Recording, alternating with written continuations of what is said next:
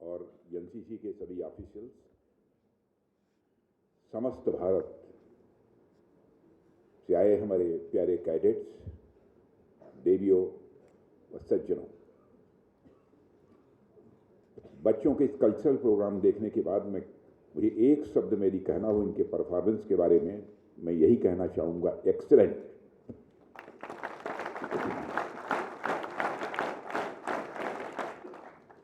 और सबसे पहले मैं एनसीसी कैडेट्स द्वारा प्रेजेंट किए गए इस कल्चरल प्रोग्राम्स के लिए उन्हें यहाँ बधाई देता हूँ। वहीं पर बड़ा होने के कारण मैं अपना आशीर्वाद भी देता हूँ।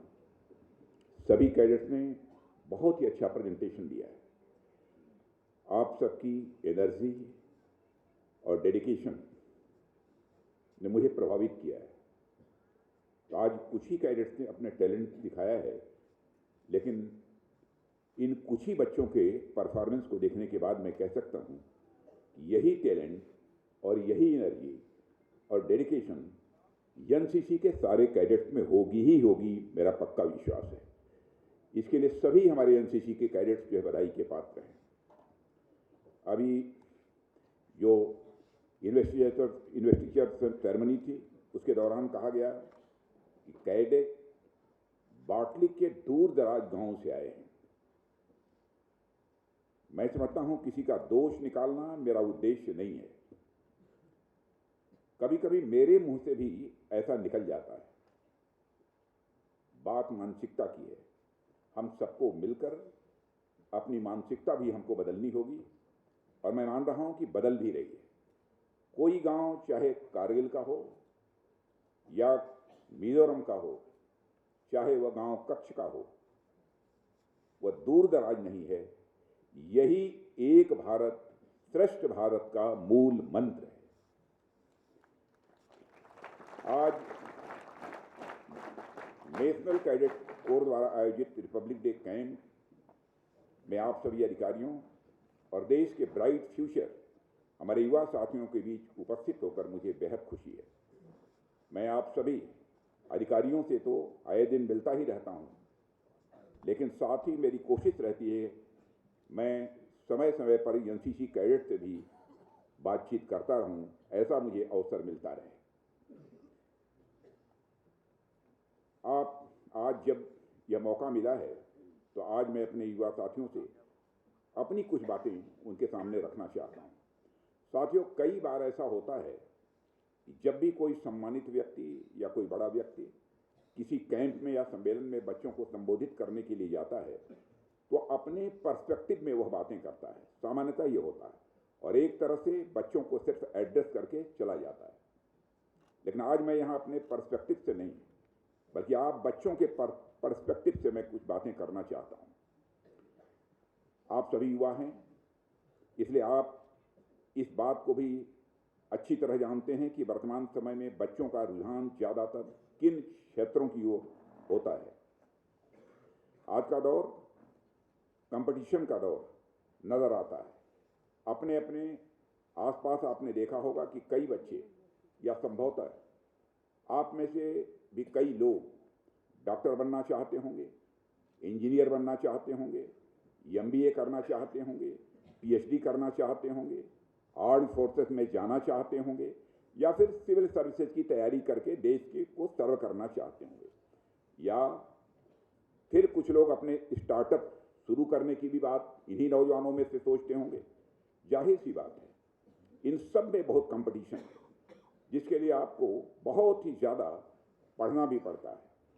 तो यहाँ पर सोचने वाली यह बात है मेरे साथियों, इतनी ज़्यादा पढ़ाई के बीच आखिर कोई एनसीसी के लिए समय क्यों निकाले? प्रश्न यह खड़ा होता है। जब देश का अधिकांश युवा सिर्फ और सिर्फ पढ़ाई पर ध्यान केंद्रित कर रहा है, उस कंपटीशन के दौर में कोई पढ़ाई के साथ साथ एनसीसी क्यों ज्वाइन करे? जो समय आप एनसीसी को देंगे, यदि उस समय को आप पढ़ाई लिखाई में देंगे तो शायद आपको और अधिक फायदा होगा।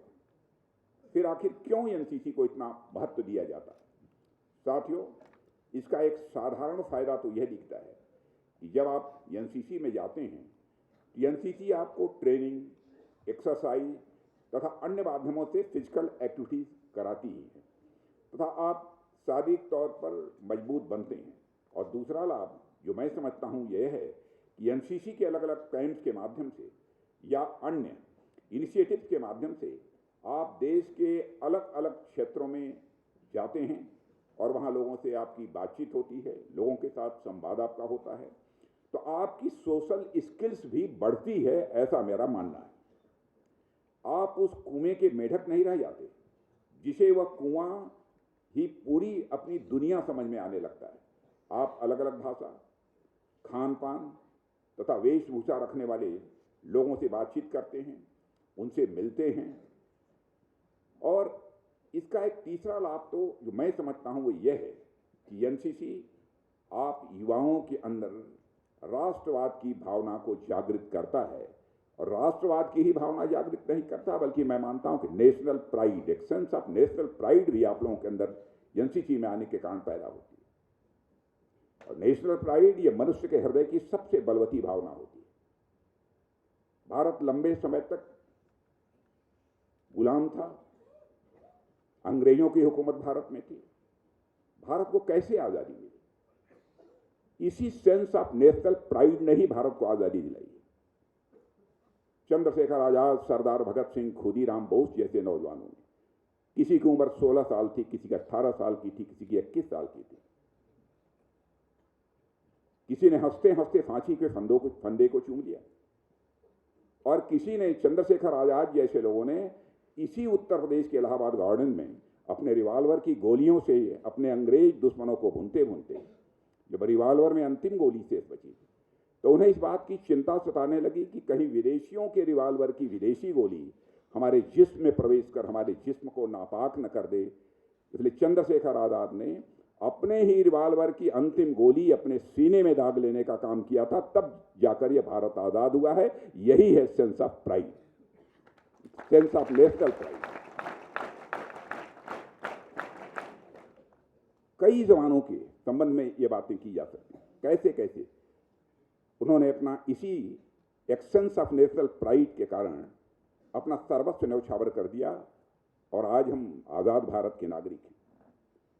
एनसीसी के आपके अंदर इस भावना को और बलवान बनाता है। मैं जानता हूं किसी भी स्थिति में स्वयं हमसे ज्यादा हमारे लिए हमारा राष्ट्र सर्वोपरि है, यह भावना एनसीसी आपके अंदर पैदा करती है। ऐसे अनेक लाभ हैं जो एनसीसी ज्वाइन करने के साथ आपको मिलते हैं, और यह सारी चीजें एक व्यक्ति के रूप में मैं समझता हूं कि आपके व्यक्तित्व का कॉम्प्रिहेंसिव डेवलपमेंट यानी सर्वांगीण विकास करती है।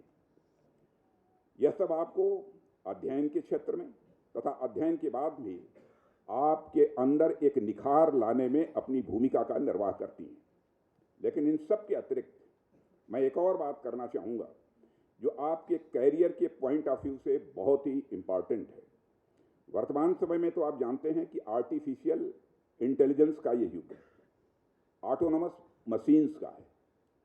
आज मशीनें बहुत कुछ कर सकती हैं, लेकिन एक समय ऐसा भी था जब मशीनों का काम सिर्फ उन कामों तक सीमित था जो काम मानव अपने बल से करता है, जैसे गड्ढा खोदना, ईंट उठाना, किसी सामान को एक स्थान से दूसरे स्थान पर ले जाना।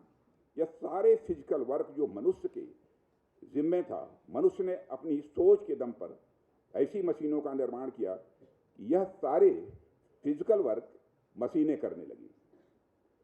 साथियों, मनुष्य का काम बौद्धिक विकास पर केंद्रित रहा, और मनुष्य अपनी सोचने की शक्ति से सभ्यता को कई पायदान ऊपर ले गया।